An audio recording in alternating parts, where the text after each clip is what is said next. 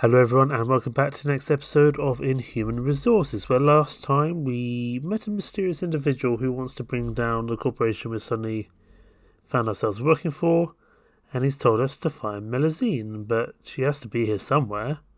Picking her out of this horde of identical black turtlenecks hasn't been easy. If you're going to find her, you're going to need a plan. We don't have anything great that we can use here. Elsa, she's antisocial. Keep an eye out for people eating alone. She has a distinctive smile, or review your employee handbook. That might actually not be a bad place to start, because she might follow them so rigidly that she might actually be in that rest area. You unfold the booklet, skimming through the same old insipid passages, but there's little of value to see other than a calculated combination of condescending praise and thinly veiled threats. It seems you have to consider a different approach. But we have now acquired an employee handbook. Let's see if we can find someone eating alone. You're no stranger to feeling comfortable at social events, especially since you don't really know anyone who works here other than Abuya. Identifying other folks who feel out of place shouldn't be too complicated. That was the hope at least, but turns out working at a mega corporation that constantly scrutinises its workforce and punishes ineptitude with non-consensual brain surgery, well, that tends to create a lot of loners. Not only are there way more people standing apart from the crowd than you first thought, most of them physically recoil as you approach. Some even run away, leaving a trail of bagel crumbs and honeydew rinds in their wake. Cursing both yourself and this company's treatment of its workers, you try to think of another strategy. And that's when you finally spot her, standing right behind the counter where you had first met. Just below the eye-catching "Congratulations" banner, a sickly smiled woman stands, her hair tied in a dainty bun, a fork picks at a half-empty plate of grapefruit slices and baked beans, while her baggy eyes scan the reception room, perhaps hoping to spot a certain someone. Could it be she's looking for you? You cross your fingers, hoping her gaze will meet yours by magic. Unfortunately, your life is rather far removed from the convenient tropes of a C-grade romantic comedy. Rather than notice you standing on your tiptoes and relentlessly waving, Melusine breathes a defeated sigh, her forced smile facade faltering for an instant. Head hung low and supper breakfast in hand, she makes for a nearby elevator, poised to leave the room for good. Shit, she's getting away. You sprint ahead to try and stop her, but she's already stepped into the lift and begun pressing buttons. You won't make it before the door closes, but you do need to do something. I don't think she'll hear us. Let's try our technological literacy to see if we can get the brakes down for a bit. You reach the control panel right as the village door snaps shut, scanning the buttons for what you need. Sadly, you can't tell which of the cryptically indecipherable symbols are supposed to stop the lift. Desperate, you punch the controls with all your might, nearly breaking a knuckle in the process, but you also knock a screw loose from the panel. Creaking, it slips out of place, revealing a colourful assortment of wires beneath. Suddenly, you get a crazy idea. Praying not to die from sudden electrocution, you reach into the elevator's innards, grab hold of some of the cables and yank. A spray of sparks and the screech of steel fills the room. Bronchos gasp in fear, turning away as the elevator slams back down before it can rise. The no gasper is louder than Melusine's, whose back is now pressed against the lift rear wall like a cornered cat. Yeah, I'm not sure this has gone well for us. With borderline sarcastic timing and wallboard dings emitted, the grillage doors grind open and an awkward silence falls over the room, letting everyone hear your unconvincing claim of having entered the wrong password on accident. I'm sure everyone will buy that. The receptionist's exhausted eyes light up as you approach. For the briefest moment, her fake smile turns into genuine joy, then to genuine annoyance. Finally, I was beginning to think I'd never track you down. Where have you been hiding? Mr. Burgard said you'd been coming to the office, but I couldn't find you anywhere. You don't even leave an online footprint, and believe me, I looked. I looked so stupidly far and wide, my phone started sending me porn ads. And I mean a lot of porn ads. Absolutely cursed stuff. Why couldn't Radium's algorithms erase those instead of all my instant messaging accounts, sir? Good to know you're not the only one whose search attempts were a flop, and it's a relief to see her acting like a real person for once. Despite her berating, there's an undercurrent of implicit trust to her flustered frustration, and an earnestness that could get her replaced were it shown to the wrong colleague. And maybe you've been struggling to track her down too, although that might be a bit creepy. You confess your own consistent scrubs, which reassures the receptionist. Nothing like mutually assured stupidity to boost one's crumbling confidence. Then, as if suddenly remembering where she is, her mask-like smile switches across her face once more. Well, regardless, I'm quite pleased to see you've officially joined the Smenical family. You see, there's a collaborative task I need your help with, one that an external client specifically requested we both complete, in preparation for the upcoming partnership deadline. Do you understand what I'm saying? The woman is speaking in code. Communicating through such secretive means might be the only way to openly discuss sales plan without triggering your microchip's treason sensors. You give Melusine a firm nod, and the woman smiles harder, glancing back to make sure that no one is listening. The employees seem to be enraptured by their free meals to care. Glad to know I can count on your cooperation. In order to succeed, this task will require us to both have access to the nursery department. That's the official name for what us colleagues refer to as the Hive. We like to have fun around here, you see. Giving funny names like that.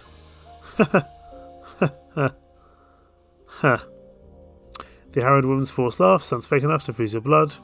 Your heart suddenly feels like it's struggling to pump ice cubes through your veins.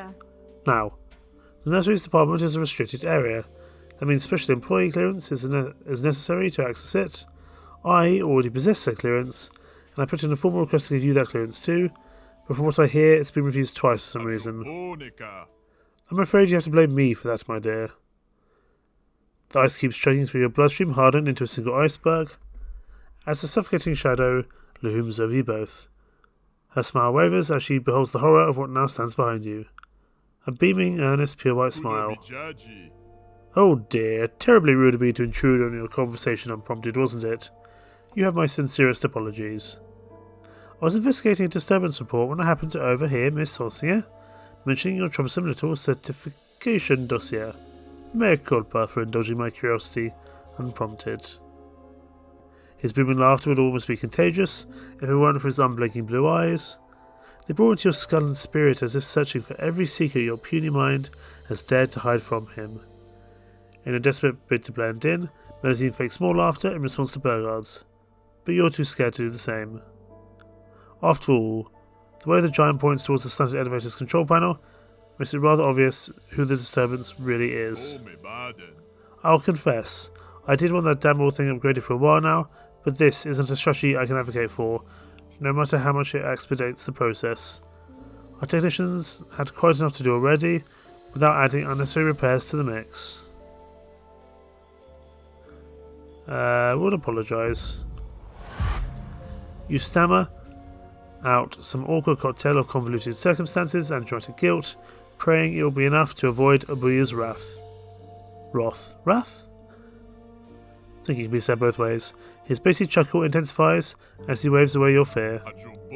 Now, no need to panic. Mistakes are only human. And we're nothing if not a human-driven company. Let's just mark this down as strike one, and put the incident behind us, shall we? Okay, is he going to glaze over that whole strike on business? That sounds like a major reason to panic. However, as if sensing your impending hyperventilation, Melusine quickly intervenes. Sir, if you don't mind me asking, what's all this about refusing their dossier? I didn't make a mistake writing the application, did I? Oh heavens no, your paperwork is always perfect, my dear. A work of art whose precision rivals this building's own architecture. Now I'm afraid the matter on your highest clearance is a smidge more complicated. Believe it or not, our little prodigy here earned themselves an astounding entrance evaluation score, the kind of display even our most seasoned veterans would struggle to provide. Thus I have supervisors in every corner of our office begging to have this new hire assigned to their department.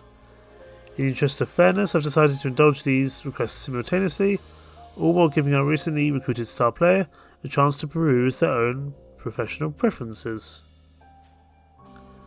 Placing his enormous hand mere inches from the tip of your nose, Abuya begins unfurling his breakfast thick fingers. You get the impression that he's about to crush your skull like an overripe grape.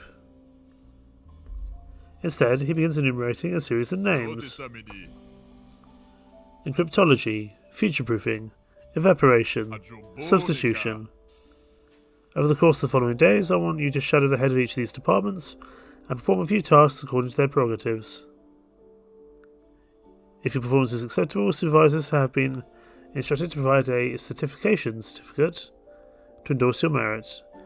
Once you've gathered all our 4 certifications, you'll be given unrestricted access to the nursery department, or as some people like to call it, the Hive.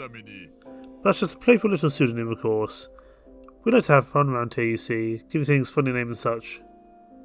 That's what she said, to the letter. The behemoth nudges his pale-faced work in the ribs with a jolly chortle, but as he responds, a well-rehearsed artificial cackle, flashing you a half-apologetic, half-terrified look. It seems she has no power to contest this decision. You're struck between a rock and a report card-shaped hard place. Understood. I'll satisfy the other department's needs as soon as possible. This is a major hitch in your plans, and time isn't on your side, but sheer determination has a way of letting you accomplish crazy things. With a courageous nod, you vow to gather every certificate before the Radium partnership is made official. Ah, that's the spirit. I knew that impressive moxie of yours wouldn't let me down. I leave you the liberty of tackling these certifications in whichever order you please. Miss Ancien will be able to fill you in on each department's specific quirks, however she'll need to do so at a later date. Almost perfectly on cue, Burgard's elegant gold watch begins beeping like a bomb's countdown timer. I'm pretty sure most timepieces of such refined design don't come with built alarms, but you've learned better than to cushion Smendicor's convoluted tastes in custom-made tech. My apologies, but duty calls. We have quite a few replacement procedures to complete today. Some poor souls sent the wrong file to the wrong news outlet, and now there's a dozen reporters in need of urgent brain surgery. Might need to cut corners in order to meet quota, but oh well. Sometimes friends and family members are better off forgotten, especially when you work as an investigative journalist. Shall we get on with our day, Miss Saucier? The sickly pale woman gives a curt nod, trotting to keep pace with the behemoth's strides. She flashes you a concerned look from behind her tall smile, begging you to stop her from having to do this, begging you to hurry up and complete this task before she has to do it again. The best you can do is smile back and mouth the silent promise not to fail. As the boy boards the second elevator, mercifully unharmed by your shenanigans, his eyebrows suddenly quirk with remembrance. Oh, before I forget, I want to remind you that we're on a tight deadline with Radium Inc. about to sign. You'll need to start the certification process next week and earn 1 department certificate per day. Otherwise, I'll be forced to postpone your nursery department until after the contract officially goes through. In other words, be sure not to stay up too late tampering with all those ill-gotten computer games. You'll be needing plenty of beauty sleep in order to perform at your best. The man lets out a booming chuckle, but doesn't even blink. His eyes remain transfixed with yours, as though seeing through your false politeness. Before you ask yourself how the man knows what you're about to do in your free time, the ghoulish door snaps shut. Enjoy your breakfast. Both the giant and the lift plunge out of sight, taking Melusine with them. All that remains in their absence is the thought of scrambled eggs and the countless staffers who crave them. Proceed to Monday. So I'm guessing this is a 5-day thing then. A 5-day game. Your post-brunch Monday morning comes far, far too soon. The unrelaxing weekend passed you by in less than a blink, and you know exactly why. The countdown to the end of the world has officially begun, and the chronometer is ticking down very, very quickly. As if Mondays weren't depressing enough already, there's not nearly enough Xanax left on Earth to treat whatever misery assails you today. That said, you don't let it discourage you. I'll agree that the circumstances are far from ideal, but they did insist that the end of all free thought can still be prevented. Not much of an endorsement, but better than nothing. You arrive at the office bright and early, relieved to see brunch trays and banners removed from the reception area. The room's bleak, Art Deco majesty is mildly undermined by the lingering smell of subpar bacon the ammoniac cleaner has failed to wash out. You head towards the elevators, consulting the nearby map, which lists codes to access each floor. There's the smaller course departments have been listed next to each one. Encryptology, future-proofing, evaporation, substitution, and of course the ever-inscrutable nursery. You'll need to collect all 4 certificates to find out why it's called the Hive, and you'll need to get it done in 4 days or less. After all, the redeeming partnership is scheduled to be signed next Monday. Past that point, it'll be too late for L to leak Smaller Course data to the world. That doesn't leave you a lot of wiggle room. Plus, even though Manazine will be more than willing to expedite the substitution certification process, you have no idea what to expect from the other supervisors. Only one way to find out. Take a deep breath, you pick your first battle in the war for certification. Where will you go? So there's encryptology, there's evaporation, future-proofing, substitution. I think we'll start with encryptology because we're good with tech, and I'm hoping that will work in our favour to move forward from there. The encryptology department. Here we go. Thanks to multiple neon signs guiding your way and throngs of employees shambling from meeting room to meeting room, you find your way to the encryptology department is actually pretty straightforward. But moving through the department is another matter altogether.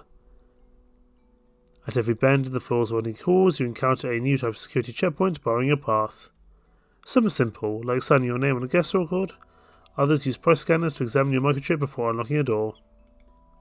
Most are pretty incoherent. At one checkpoint, you're asked to wiggle your hand over a theremin until you produce a specific frequency. At another, you're presented with a series of Rorschach tests and asked to identify which ones remind you of the 1896 Anglo-Zanzibar War. Honestly, you're still not sure how you made it this far. You pretty much fumbled your way through each test by complete accident, and you probably failed the theremin one. Maybe failing was the point. Either way, you wish you could have learned more about encryptology before coming, because all of this was especially nonsensical, even by Smaller Course standards. That said, even though the checkpoints grow stranger the deeper you go, something else is becoming even harder to ignore. The foul stench of cigarette smoke thickens with every step you take. It's as if the source of the office's inescapable tobacco aroma, lingering beneath the usual ammoniac bouquet, is drawing near. Sure enough, as you reach the end of the hall, you're stopped by an ordinary office door, with smog-thick fumes seeping through the cracks. You're reminded of a locomotive's coal engine, stowed to its utmost limit. Though rather than the chugging of a train, you hear different sounds coming from inside. The non-stop ticking of fingerprints against keyboards, fingertips even, the unmistakably scratchy screech of an overworked printer, and the muffled, snarling voices of 2 particularly pissed off people. Taking a look at the door, you see a sign hanging from a nail. It reads, Senior Encryptology Supervisor's Office, Siobhan T. Pembroke. Beneath it, a short handwritten message has been scrawled with black sharpie. I have permission to smoke from Burgard himself. If any of you tell me to stop again, I'll bust your goddamn kneecaps. How hospitable. This must be where you earn your certification. But do you actually want to be here right now? Let's have a look at the other note. Pinned is euphemism. You can't have supposed to be a warning to keep out or a warning directed at those inside. There's a very familiar name on it. An elevator replacement request. Oh, I see. Did we cause this problem?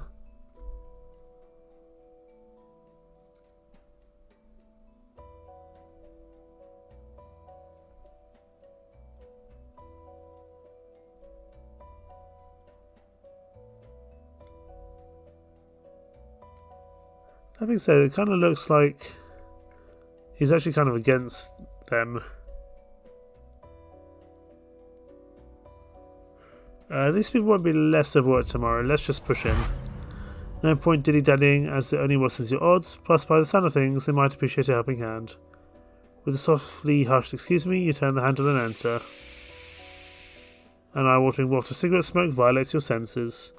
Vision blurs as tiny ashes stab your eyes like shards of glass. The smog is so thick and pungent it makes your skin itch something fierce.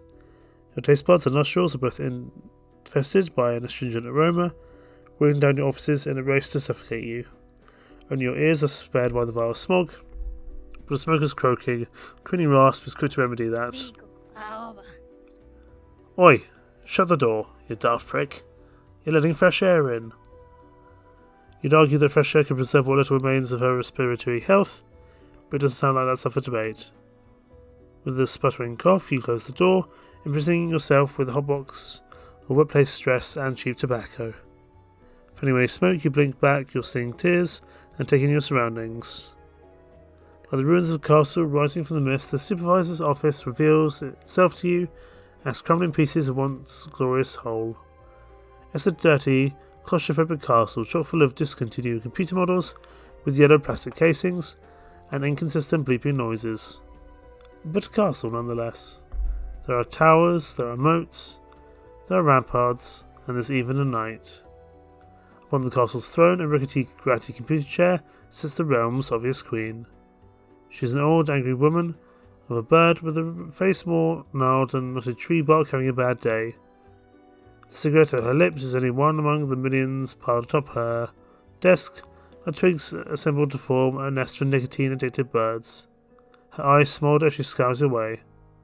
Siobhan Pembroke, you presume. Well, you're a manky-looking one. Can't say I remember a face like yours. Well, whatever your business is, I don't got time for it. I'm up to my neck in dry shop paperwork. I'm too bloody knackered to be human greenhorns. Unless you came here to approve the request I sent Burger for backup, I suggest you piss off back the way you came. I realised that she's probably Irish because she's got the name Siobhan, and I went for like a typical redneck, but there we go. I'm not keeping that accent up because that was horrendous. Driving the point home, the craggy crone motions to her cluttered desk, buried beneath a snowdrift-sized mound of cigarette ash. Picking out from underneath is a cute little picture frame, showing a much kiddy-looking Siobhan, and almost a dozen DOS computers flashing lines of text to her.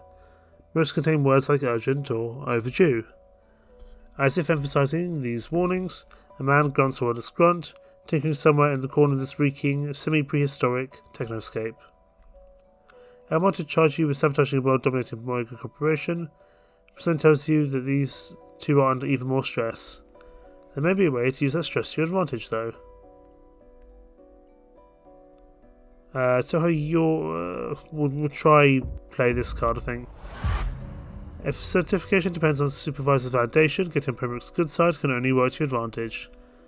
Kicking your heels and saluting like an eager soldier from a propagandized recruitment ad, you proudly announce your readiness to assist the department.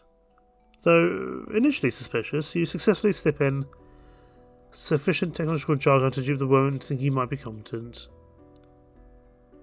Though her expression remains unchanged, you sense her mood has mellowed based on the dimming cigarette's flame. Huh. You must be the new intern Abuya wrote about. Well, I was expecting a small battalion instead of a one-man army, but I'll take what I can get. Our whole backlog is in such rag order, it's not like you could flip it even more arseways. Not unless your scrotum's shredding the awful at this. Anyway, let's start off simple. How much were you told? You let out a long drawn-out that inspires little confidence and erodes any goodwill you might have earned. Rolling her eyes, she snorts thick clouds of smoke through exasperation-flared nostrils.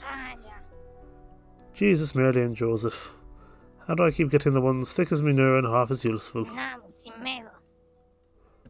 Alright, long story short, we handle internal security for the shambles of an office, safety protocols, data confidentiality, historical record alteration, that sort of thing.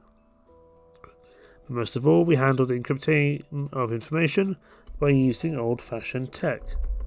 Keeps it safer and harder to extrapolate for any spanner stupid enough trying to get their hands on it. If you want to know more, ask someone who ain't up to 90 with deadlines. Now, as for what you'll be doing with us today, I'll be sending you that chunky bad boy over there. It's the latest screw-up-able terminal we've got. With a crooked finger, she points to a bulky piece of machinery that reminds you of the dashboard of a USSR submarine. The desk-shaped hunk of metal appears to be weighing about half a ton, excluding the various propane tanks and photography fluid canisters attached to its flanks. Between its periscope-like viewport is an assortment of wearing film reels and some flickering laser pointers. It's one of the most convoluted-looking objects you've ever encountered at Smyrna Core. Still, you can recognise the base design from your computer science studies.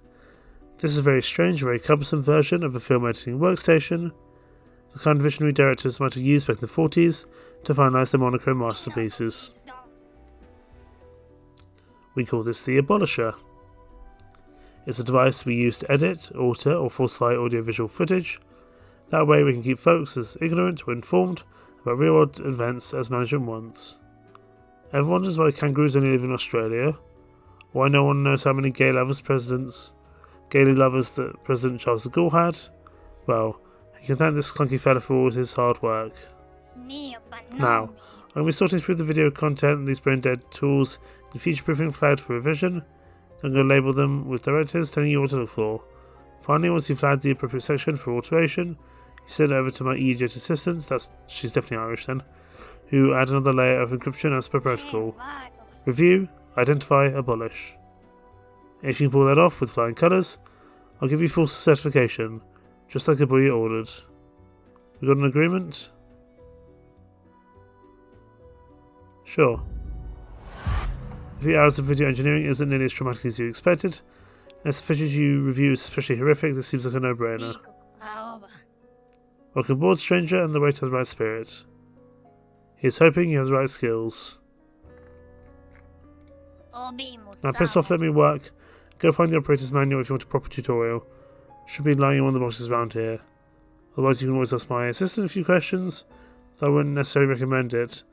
The mechanic's sharp as a marshmallow and sweet as a septic tank. From behind a row of urine-clad desktop computers adorned with under-repair stickers, an angry man pops out his head. He's bug-eyed with fury, dripping with sweat and vibrating with anger. But he is familiar. Oh, it's Emiliano. How about you quit insulting me and get me some proper equipment, huh? I'll be better off using my own dick than these crappy screwdrivers. Damn right you would, you pencil-cocked shyhole. Now quit whinging and go bother Burger instead of me. I actually have important stuff to do. The pair's enraged exchange continues for a few more minutes until both return to their respective labours, patently ignoring each other. Not to mention you. You are left stunned and chock full of unanswered, uncomfortable questions, mostly concerning abolishers, doppelgangers, and whether real Emiliano is still alive or dead. Well, basically looking for answers. Hopefully they'll be preferable to this not-so-blissful ignorance. We will search the operator's manual. Time is of the essence, technical documentation is too, plus it will probably contain a few tips these jaded technicians overlooked. If only finding anything wasn't so damn complicated. She said it would be somewhere in these boxes, but that tip practically hurts more than it helps. There are entire cardboard pyramids stuffed in every corner, stuffed with all kinds of items, from crinkled doc matrix printer paper to old car mufflers. And the few that aren't arranged into architecturally intimidating configurations are spread across the floor in unnavigable patterns, as if some disgruntled office worker was recreating the world's most cryptic crop circle. It could take you hours to go through all this, and that's assuming one false move doesn't cause you to be buried alive beneath the high-stakes bureaucracy version of giant Jenga blocks. Thankfully, you've studied computer science long enough to know that how programmers and other infrastructure-minded maniacs think. There's no doubt the documentation has been left to rot, somewhere in the shadows of a misbegotten corner, but it wouldn't be so inaccessible that no one could actually reach it. Sure enough, it only takes you a few minutes to spot an easily, especially promising booklet, stuffed in an inconveniently obvious spot near the edge of one of the pyramid's foundations. Wiping away a layer of secret ash from the yellow cover, you find a sticker that reassuringly reads Encryptology Operator's Manual. Opening the document to the first page, you begin reviewing a few do's and don'ts. Praying the latter will outnumber the former. Good grief. Interesting. Graphic design clearly isn't the author's passion. That wasn't nearly as informative as you were expecting. And considering how generic the legible advice was, you practically feel more comfortable operating a lawnmower than the abolisher. At least that's how you felt at first. Then you remembered what the encryptology department actually does. Those extra languages aren't translations, they're ciphers to encode additional information. And then you can't exactly spare the time to become fluent in every dialect. You spend long enough Starting computers to codes a few crumbs of binary. In case of difficulty during the encryption progress, please activate the abolishers accentuation feature. This will highlight a segment of the video timeline which is guaranteed to contain the correct information in need of identification. That would make your job a lot easier, at least less likely to end in the kind of spectacular failure Siobhan would have you drawn and quartered for. Still, it might be best to keep an open mind to any advice Emiliano has, or an open mind to the machine's quirks. There's likely more to it than the basics than this book provided. Tossing the operator's manual back in its inconvenient hiding spot, you wipe your grimy hands on the hem of your turtleneck.